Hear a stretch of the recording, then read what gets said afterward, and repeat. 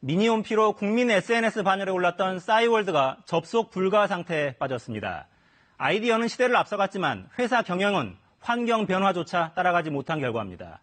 이용자들은 당장 사진이나 글을 내려받을 길도 마땅치가 않습니다. 이윤희 기자입니다. 일촌, 파도 타기, 도토리. 오랜만에 들으시죠? 한때 국민 SNS로 불리던 싸이월드가 남긴 추억의 단어들입니다. 요즘이야 페이스북, 인스타그램 등 여러 SNS가 존재하지만 지금의 30, 40대에게는 싸이월드가 그 시작이었을 겁니다. 1999년이었습니다. 나만의 홈페이지, 일명 미니 홈피 열풍을 몰고 온 이 싸이월드는 우리의 일상을 바꿔놨습니다. 처음으로 내 얼굴을 공개한 공간이었고 마치 일기를 쓰듯 하루 일과를 차곡차곡 이곳에 담았습니다. 젊음이 불안했던 시절 싸이월드 친구 일촌들과 서로를 위로했던 따뜻한 대화도 기억하실 겁니다.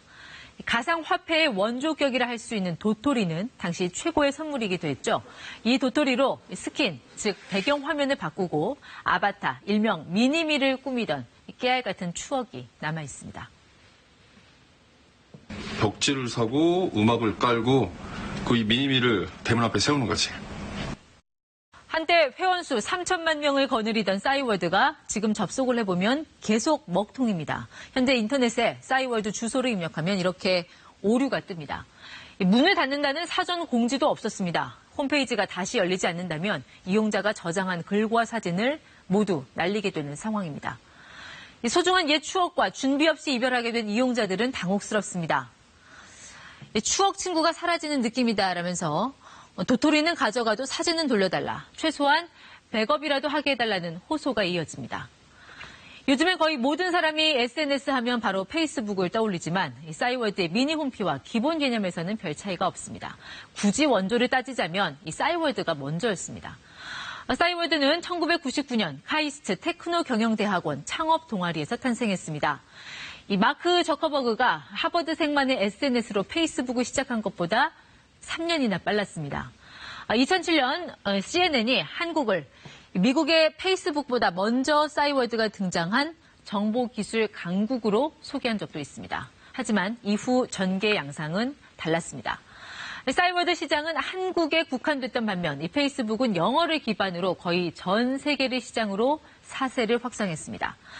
싸이월드는 이용자 폭증으로 서버 관리에 어려움을 겪다가 2003년 대기업 SK커뮤니케이션즈에 인수됐습니다. 그러나 이 모바일 시대 적응에 계속 실패하며 쇠락의 길로 들어섰고 끝내 심각한 경영난으로 문을 닫을 처지가 된 겁니다. 한국의 젊은이들이 먼저 대박 상품을 내놓고도 저커버그에게 IT 제왕 자리를 내준 상황. 이 정보기술, 이 IT 업계에서 시장의 선도자가 선점 효과를 발휘한다는 전례를 고려할 때 아쉬움이 남습니다. 기본적으로 첫 번째는 이제 경영자의 전략 실수이고 그다음에 능력 부재라고 생각합니다. 싸이월드라는 서비스는 성공했는데 싸이월드 회사는 망했거든요. 네, 이 아날로그 시대에선 이사를 갈 때 앨범과 편지지 묶음을 우선 챙겼었죠. 이 온라인 세상이라 해서 추억이 소중하지 않을 리 없겠건만 디지털에선 저장만큼 소실도 쉽다는 사실을 새삼 느끼게 됩니다. 디지털 스몰민, 포털 사이트의 폐쇄로 개인 자료를 잃는 이용자를 가리키는 신조어입니다. 마을이 물에 잠기기 전 부랴부랴 짐을 챙기거나 포기해야 하는 상황이 스몰민과 다를 게 없다는 뜻입니다. 이 디지털 스몰민들의 혼란스러운 짐 싸기 풍경은 프리첼 사례에서도 찾아볼 수 있었습니다. 2013년 1세대 커뮤니티 서비스 프리첼이 종료 한 달 전에 이를 공지하자 이용자들이 일일이 글과 사진을 내려받는 수고를 해야 했습니다. 현행법 체계에서는 이런 디지털 스몰민을 보호할 만한 근거가 없습니다.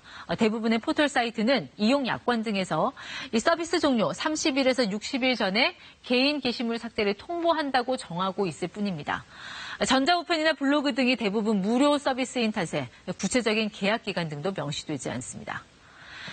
IT 기업의 부침으로 순환을 겪고 있는 디지털 스몰민들이 잊혀지지 않을 권리를 호소하고 있습니다. KBS 뉴스 이윤입니다.